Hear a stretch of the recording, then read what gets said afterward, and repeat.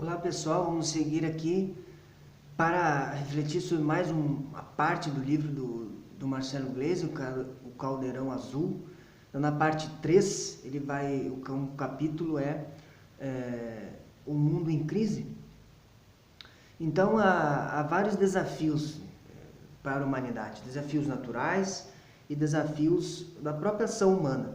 O holocausto nuclear, por exemplo, se nós fizer um conflito aberto, usando essas armas nucleares, nós teríamos uma destruição bem grave. Que isso, a reação nuclear, ela é uma reação em cadeia. Então, a fissão nuclear são vários átomos e eles vão se chocar, se friccionar.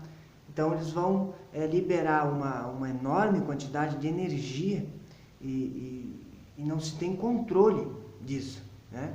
Então, Einstein escreve a carta ao presidente Roosevelt, né, que ele tinha medo que os nazistas produzissem a arma nuclear antes e ele incentiva, então, a construção do projeto Manhattan, que como consequência, depois em 1945, vai surgir a primeira bomba atômica, que a maioria conhece, né, em Hiroshima e Nagasaki, no Japão, de grandes estragos, né? Além dessa bomba de fissão nuclear, existe a bomba termonuclear, que é a bomba H. Então, é uma fusão nuclear, átomos mais leves se fundem um no outro, se juntam, né? Porque é uma fusão, se juntam um no outro e formam átomos mais pesados. Isso acontece no interior do Sol e inúmeras estrelas que existem no espaço. Existe uma fusão nuclear dentro do Sol, dentro das estrelas, que produzem uma enorme quantidade de energia e, como no Sol, né, torna aí demorar bilhões de anos para gastar tudo, né? Então, hoje existe uma corrida armamentista, vários países já têm essas armas nucleares, o que torna um risco de conflito maior, né? Principalmente se há uma instabilidade política e por grupos terroristas. Então, o Fermi ele elabora um paradoxo, né? Recebe o nome de paradoxo de Fermi, aonde ele diz que inteligências extraterrestres deveriam existir na galáxia, né? Porque existe a 100 mil anos-luz de diâmetro da galáxia, é impossível não se ter. Então, o que pode ter acontecido é que eles se autodestruíram para ele, né, pelas armas nucleares. Quando uma civilização constrói armas nucleares, elas automaticamente se aniquilam. Esse é o paradoxo de Fermi.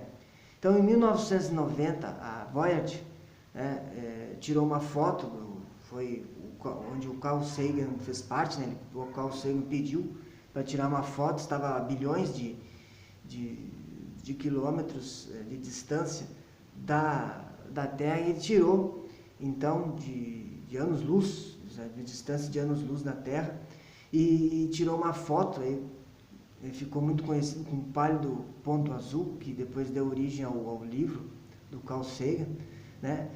Justamente ele quis tirar essa foto para inspirar a compaixão das pessoas, da casa onde a gente vive, né? Porque, embora insignificante no espaço, na imensidade do espaço, é nossa responsabilidade manter a nossa vida aqui e continuar vivendo aqui, porque se a gente não viver aqui, vai viver aonde, né? Então, são problemas que nós temos que é nossa responsabilidade, como o consumo excessivo de carne, né? Uma maneira mais sustentável de, por exemplo, a maneira vegetariana de se alimentar, usa 1/4, né, 25% das zonas da Terra. Então, é uma maneira mais sustentável. O aumento da temperatura também afeta as plantações, né? A questão da água que vai subir, os níveis da água do mar que vai subir, vai invadir as terras, a extração e exploração do solo, né, que vai saturar. Então, a ciência avança aos poucos essas iniciativas para combater esses problemas que são palpáveis, estão aí, Não é um problema que daqui bilhões de anos, é um problema que já está acontecendo, né? Aquecimento global, muito se fala, muito embora o negacionismo que existe, mas são problemas que existem. Então, as iniciativas educacionais, o acesso ao conhecimento, a contraceptivos, né? Sem barreiras culturais, sem religiosas, né? O consumo sustentável de alimentos, da carne. Então, tudo isso deve ser englobado para o Marcelo Gleiser dentro de uma estrutura escolar, do currículo escolar, dentro de uma forma ética, né? Para se discutir isso, né? Isso está ficando muito de fora, né? Então, é algo que deve ser discutido. Então, porque nós não podemos viver sem a Terra pode ficar sem os seres humanos, mas nós não podemos ficar sem a Terra. É importante, não há outro lugar para ir.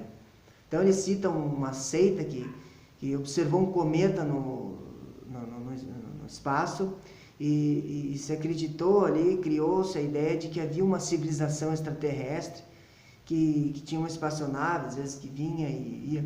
E aí a consequência disso foi que muitos se mataram por causa disso, né? Daí mais tarde foi descoberto que a origem dessa civilização que se achava era uma estrela, né? E ela brilhava e tal. Então, vários fenômenos que são naturais,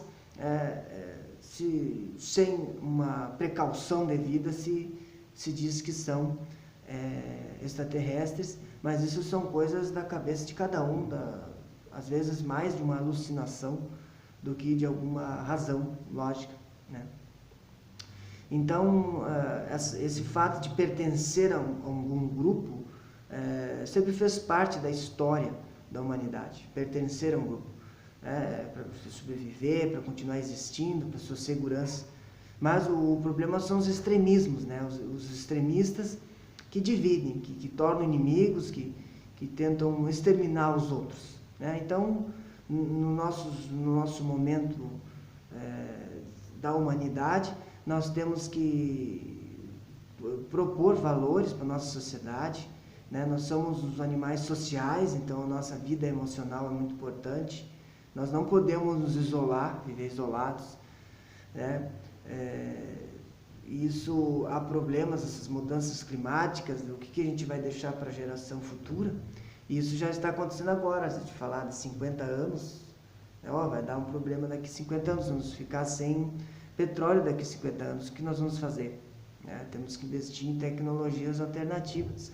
Não é uma coisa daqui a 5 bilhões de anos, se fosse 5 bilhões de anos, o Sol vai parar de brilhar, gerar energia daqui a 5 bilhões de anos, então não vou me preocupar nem botar aí. Mas daqui a 30, 50 anos, é algo que as pessoas se preocupam, porque, de maneira geral, as pessoas se preocupam só quando estão pressionadas, né? Tem que fazer algo.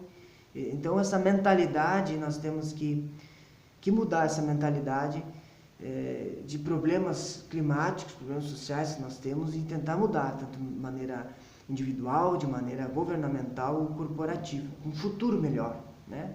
Então, nós somos seres humanos que evoluímos em circunstâncias específicas, a partir de mudanças genéticas, né, que nós fomos nos adaptando. Mas se acontecer um desastre natural, aí o que a gente vai fazer? Comida, abrigo, eletricidade, nossa, ficar sem celular. Então, a única coisa que pode nos abalar é um desastre natural. Então, nós temos que investir, né, para se adaptar a esses desafios, né, resgatar a humanidade e se adaptar a essas condições extremas que vai existir no futuro, essas condições extremas ambientais.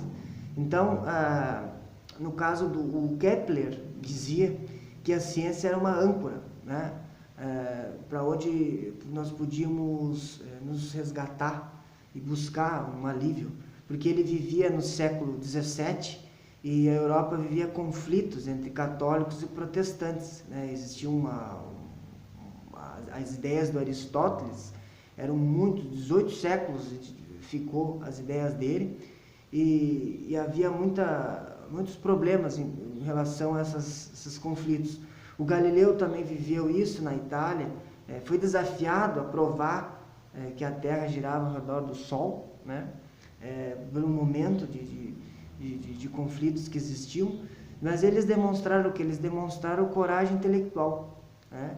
De que isso abriu as portas para o mundo moderno hoje, né? Hoje vacinas, aquecimento global, tudo isso é estudado com ciência. Então, sem ciência, a gente não tem exploração das águas, a gente não tem controle, erradicação de doenças, produção de vacinas, né? Então, a maioria dos líderes políticos não tem o conhecimento sobre ciência, né? Isso deveria ser o contrário, a maioria deveria ter um grupo para pensar nas questões científicas, né? Não só o grupo científico, mas é importante, mas o fato de não ter nada já é muito prejudicial, né? Se tivesse uma pessoa, um grupo de pessoas, porque a ciência se faz por um grupo de pessoas para discutir, né? Então a maioria fica na opinião pessoal, né? E que é investido, né? Tem investidores que patrocinam essas opiniões por mais variados interesses. Então, e nós temos hoje TVs, é só olhar para as TVs como elas eram 100 anos atrás, celular, GPS, Bluetooth, né? Como isso foi produzido sem uma tecnologia, né? Então nós temos que se inteirar da tecnologia utilizada. Então o que o Kepler e o Galileu fizeram? Eles olharam para os céus buscando verdades além das nossas fragilidades e confusões humanas, a fim de que eles pudessem expandir os horizontes do conhecimento.